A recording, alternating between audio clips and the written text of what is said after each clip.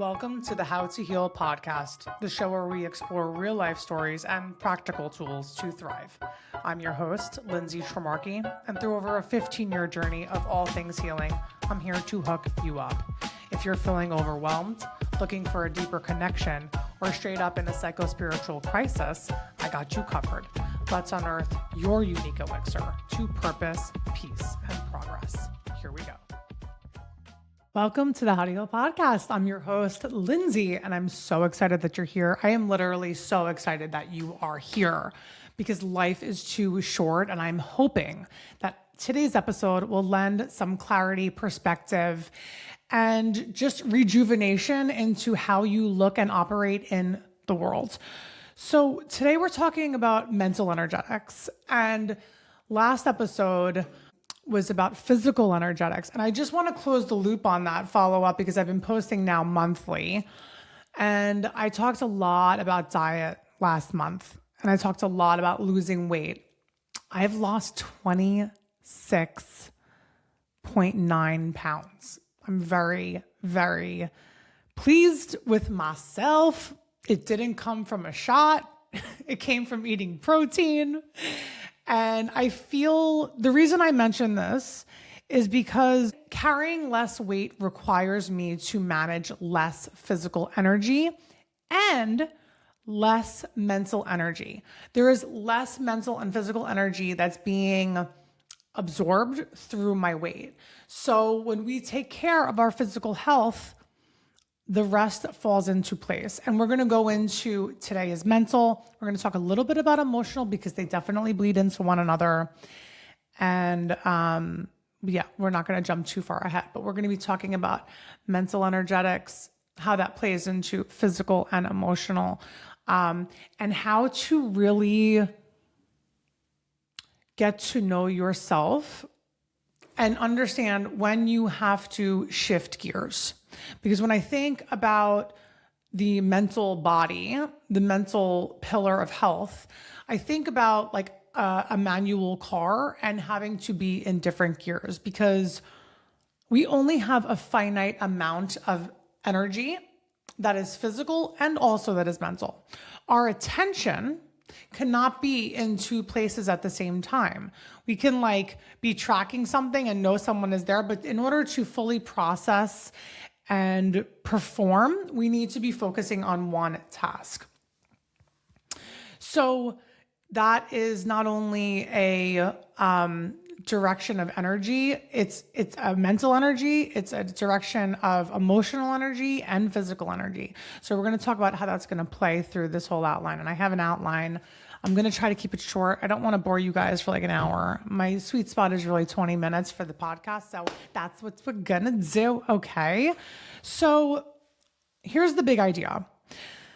Mental energetics is not intelligence. And they came up with this analogy that I love. It's like mental math, emotional English. So when we think about the subjects when we studied, it's very straightforward. Mental capacity is sort of black and white. It's like, okay, this is the path to go. This is not the path to go. And then when it gets murky is when we start thinking about how we feel about things. And that's sort of like the artistic drawing of our life, how we paint the qualitative aspects of our life. I listened to Brendon Burchard give a talk on this. I have this app called Growth Day. I highly recommend it. It's coaching every day from him, and he has a bunch of other tools on there. He's calling it the biggest coaching app, or I don't know, whatever. Brendon Burchard, big fan.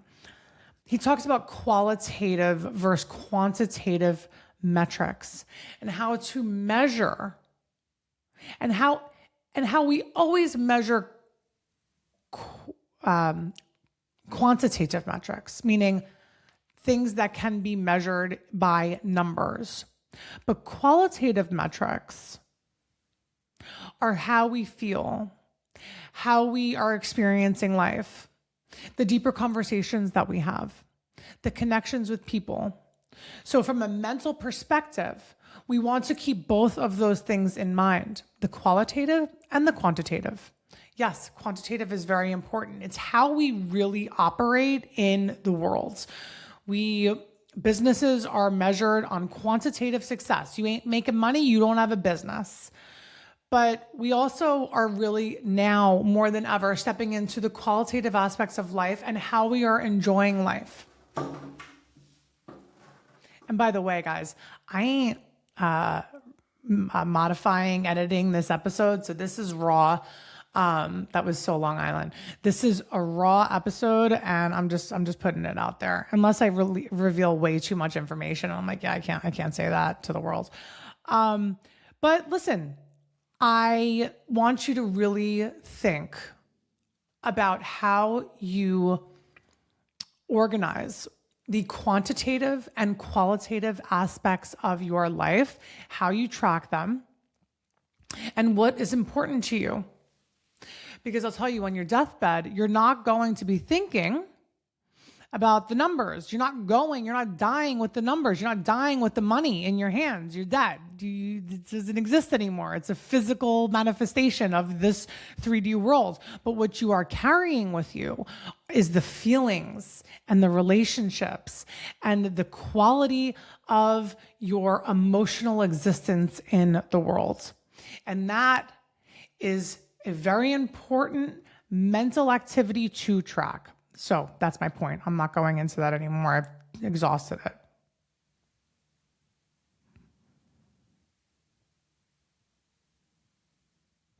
When we think about mentality, that is what creates our reality. Our mentality creates our reality because we can have a really good attitude and accomplish so much more. If we have a bad attitude, we're not enjoying ourselves along the way, and we're probably not accomplishing as much as we could. So pay attention to what you believe to be true. We talk about this in other episodes on mental energetics, different mindsets, fixed mindset versus growth mindset. How you interpret things that happen to you. Do you see them as, oh my God, poor me? This always happens to me. Or this is an opportunity because it keeps knocking on my door, this same lesson, and I must not be learning something. Let me write it down and figure out and reflect on it, what I'm not learning.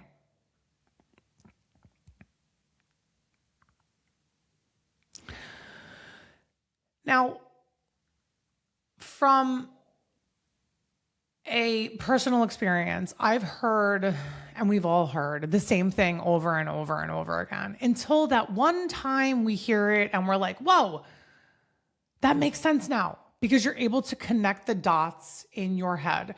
You're able to create the metaphor of what that means to you in your life and have a visceral feeling of what it means to, I don't know, drink enough water. One day you hear it and you're like, oh my God, I feel it in my body. I'm looking at it in a different way. I'm relating importance to certain things in my life. I'm relating, taking care of my health in a way that I haven't had before because I'm attributing meaning to it in a different way than I had.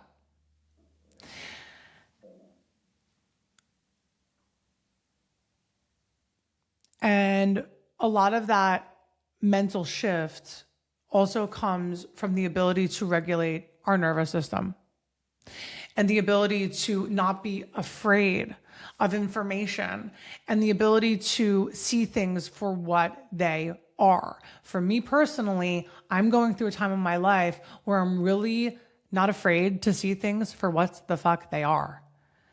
And I'm not going to take on other people's stuff because I'm uncomfortable and I want to make them right. So I'm going to put myself out there and make myself wrong, aka self-sabotaging. I'm not doing that because I'm willing to see things for what they are so that I can move forward in clarity. It's not fun to be in the dark. And a lot of us are in the dark for our lives and forever. We grow up in the dark and we are left in the dark. We keep ourselves in the dark because we're too scared to face the lies that we grew up with and the lies that we tell ourselves. So when we think about the lies that we tell ourselves and the meaning behind realities, it can be very easy for us to fall complacent in comfortable realities that are actually false. So maybe we assume some sort of emotional meaning to a song or to a relationship. It's almost like, oh, that feels like home, but actually it's complacency. It's not home. And having the mental resiliency, the mental strength, and the integrity to say, that's an emotional attachment that is rooted in like a really innocent need to feel safe. But I'm going to inch closer to it and then step away, and then inch closer to it and step away, so it can actually see what the situation is for itself, because we protect a lot of people and a lot of things that we keep holy in our lives. The media does this for us too, along with music, along with like anything that we consume externally. So we really want to see things for what they are. We don't need to hide in a comfortable emotion when we know something doesn't make sense. And that's what I'm talking about, is that mental resiliency to come back, and that nervous system regulation to come back and say, no, I'm safe. I can look at this for what it is. We have to identify the stories that we're playing out that are no longer serving us, that are hindering our growth.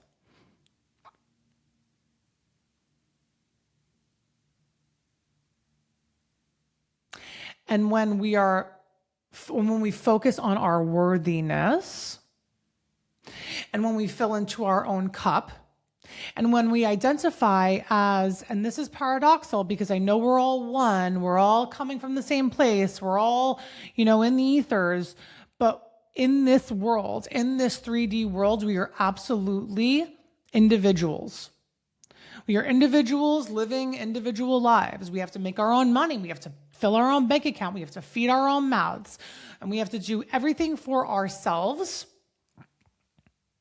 So when we understand that we are deserving of all of the things that feed us the best, is when we can say, all right, I'm no longer going to take this mediocrity in the situation, and I'm going to see things for the way they are. And I'm going to speak to myself in a way that is positive, that is affirmative, that is supportive. Because when we think about mentality, we think about self-talk, we think about how we are moving through the world, what we are telling ourselves. And I'll tell you, those thoughts are super sneaky and they're old. So you may be having thoughts in your mind that you don't even realize you're having the thoughts because you grew up with it. But the more you practice filling your cup, the more you practice this idea of separateness. And I'm not really like, I don't believe that we're separate. I believe we all come from the same source. But once we identify with the fact that I am worthy, and we have sovereignty over our own energy, over our own existence, we start to recognize old things that are no longer serving us. So the, comments, the negative self-talk, and that mindset, that mentality is changeable. We just have to see and explore where it comes from. We have to sift through.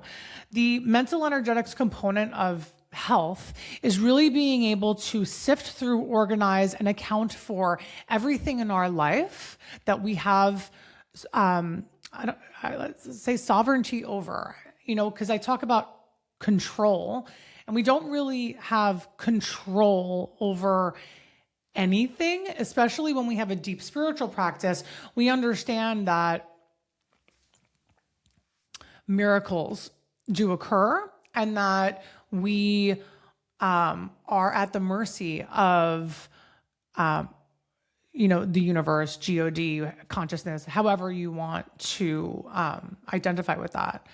But we want to make sure that we are standing in our worthiness and not in a place of, I'm separate from you because I'm better than you. It's I'm separate from you because I'm lifting my energy up, so your energy is going to be lifted up too. Like, that's how it works. We are around people that we believe we are worthy to be around. Excuse me.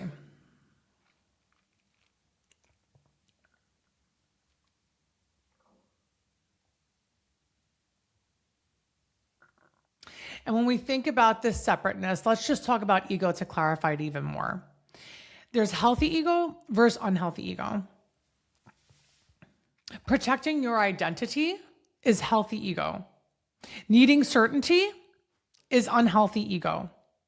Needing control is unhealthy ego. Needing to be right, unhealthy ego. Because we're both right at the same time. Your experience with another is the experience of the world. So every relationship that you have in your life, every relationship that you encounter is a not them and me. It's what are we doing together? How are we participating in this experience together? And I'm not saying you should be in every unhealthy relationship that you're in and you shouldn't drop certain people. You absolutely should. But just understanding that you are participating, you are willingly participating in those experiences. And when I talk about protecting your identity, I mean having self-respect, having values, having boundaries and standards, having integrity. And when we are really in ego, really in, defensiveness and comparison and jealousy, that is taking up a lot of mental energy that could be flowing right into your creative resources. I love the book, The Four Agreements. I have recommended it to purchase it as a gift for a lot of people. The Four Agreements I've mentioned before on this podcast are be impeccable with your word. Don't take anything too personally. Don't take anything personally.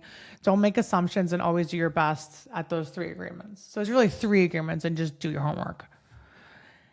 And those are not just spiritual ideas. Those are beautifully bled into what mental health is. Making assumptions is a complete waste of energy. Just like worrying, yes, we worry. We're like, oh my God, we have to, yeah, okay. And then it kicks us into gear to actually take action. Worrying without action is burning the candle at both ends. You're done. You're not productive. You're not only taking away from your own energy, you're taking away from the energy that you're worrying about. Taking things personally, also a tremendous amount of wasted energy. People say things and do things for sometimes completely different reasons than you think that they're doing or saying things. That they offend you and you're just like, but they didn't even mean to offend you. They thought they were relating to you. So never take anything personally. And I know there's this woman, I forgot her name. I follow her on Instagram. She talks about, yes, you should take things personally. She doesn't like the 4 agreements. She actually responded back to my comment being like, I don't actually like the 4 agreements. And I'm like, why? She didn't respond. I'm so not socially savvy, so no one ever really responds to my shit. Just keeping it real, but I imagine that she doesn't like the 4 agreements because she says you should take things personally. You should have boundaries. And I'm not saying that you shouldn't have boundaries, but there's a difference between bleeding your energy into something that's worrying you and focusing and channeling your energy on something that, on a boundary that you don't like, that you set up the wall and say, and define it. So it's not like things just wash over you and you don't care in that spiritual sense. It's like, no, I don't like that. Here's a boundary. And I'm not going to waste any more time building up a little wall here. This person wants to knock. I'll open the door. I'll say, what's up? They want to come in. They can disassemble the wall themselves. They can earn it back from me. Right? So, and the last thing is, you always want to do your best. So I'm sure she agrees with that. But these are energetic strategies in order to preserve your mental energy. Our mental energy, again, is finite. And we have to protect it. And we have to take breaks. Another point I wanted to talk about is affirmations. And I haven't been like a huge fan of affirmations because I think a lot of affirmations are just like written by other people and you're supposed to say them. I always say this, Louise Hay is the queen of affirmations. She wrote a book, like you can love your life or something like that, or like you can change your life, or all the different life books. But she talks about affirmations. And the thing is that when we don't just read a book and say an affirmation. Affirmations are born within our bones. And we're like, we have a thought that's empowering, and that's your affirmation. Your affirmation is not only mental, it is emotional. It needs to be emotionally charged. You need to believe it. Because if you feel like you're lying to yourself, if you feel like you're pretending, affirmations mean nothing. The other thing I wanted to talk about is visualization. Now, athletes do a lot of visualization. They visualize themselves making contact with the ball. They visualize themselves getting the hitting the net like perfectly, or all the things. But I want to approach this from a little bit of a different angle.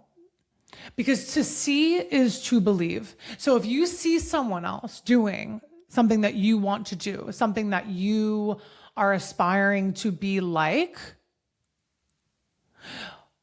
clock the fact that you're actually witnessing it and play in their reality. See what it feels like to be friends with this person doing what they're doing. Visualize yourself in that situation. You deserve it. You are worthy of it. It's not a fantasy. It should feel natural and it should feel inspired. And it's mentally rehearsing who you are becoming and who you want to be. The next topic I want to talk about is determination versus motivation. And motivation, which is funny, it used to be my old Instagram handle, Motivational Healing. It's actually my license plate. Motivation is temporary. It's emotional and it comes and it goes. It is absolutely dependent on emotional regulation. If you are not emotionally regulating, you will lose motivation. However, determination is value driven. Determination is identity driven. You know who you are, you know what's important to you, you know what you want, and that is your vision. It's your guiding star, it's your why. You can see it very clearly and feel it even when your emotions disappear because it's a fact.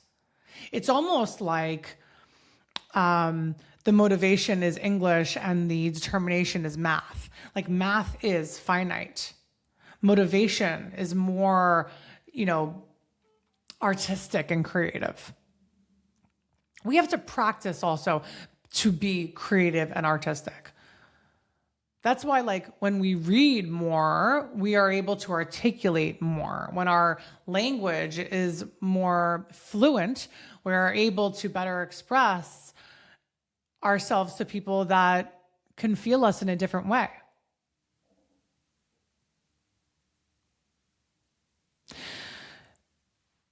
Mental health is probably the biggest reason why I do what I do here on How to Heal.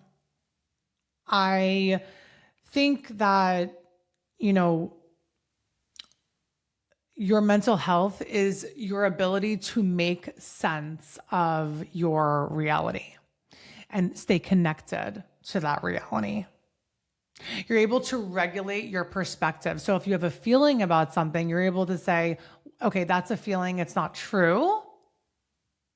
What can I focus on now to make myself feel better and move forward in the way that I need to move forward to be disciplined, diligent, productive, etc. And how can I respond intentionally instead of reacting emotionally? Because when I don't feel mentally healthy, I feel disconnected from reality. I feel disconnected from people. Things don't make sense as much. I'm confused. I'm swimming in the deep end. I feel like I'm drowning. I feel overwhelmed. Emotions are taking me over in a way that I don't like. And sometimes that anxiety can be quite dangerous. Not because, obviously because people hurt themselves and they hurt others, but it can really lead you to feelings of hopelessness.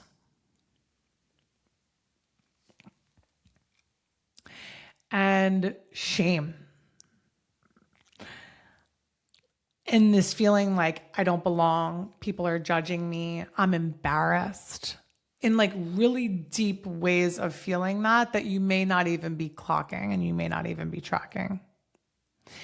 And this concept of emotional energetics, mental health, mental energetics, mental fitness is your ability to say and know what to do, how to organize, parse through what you're feeling, separate them, and take an action plan on how to iron it out. Because everyone goes through it. It's not your fault if you're feeling this way. It is literally a byproduct of all of the noise in the world. Like in indigenous cultures and tribes, people who have bipolar episodes are considered shamans. They're very in touch with ethereal energies that are interfering with their reality. But in our world, in our Western worlds, this is not acceptable. So we have to be both now. We have to be the shamans and we have to be the scientists. We have to be able to iron out what is real and what is not. Because if you are living a spiritually grounded life, you will have spiritual pings, energetic pings that are not pleasant, because the world that we live in is not pleasant. It's black and white. It's both. It's not all good. And if you're not paying attention, you're not here. Like, you're not even listening to this podcast. So I understand what it feels like to be completely rocked, and to be embarrassed, and to be feeling shame and depression. But those are just byproducts of external energy that is not in its right place. So we have to be able to parse through, organize, sift through, iron out all that shit, organize it, get it out on paper, organize it, and make a game plan going forward.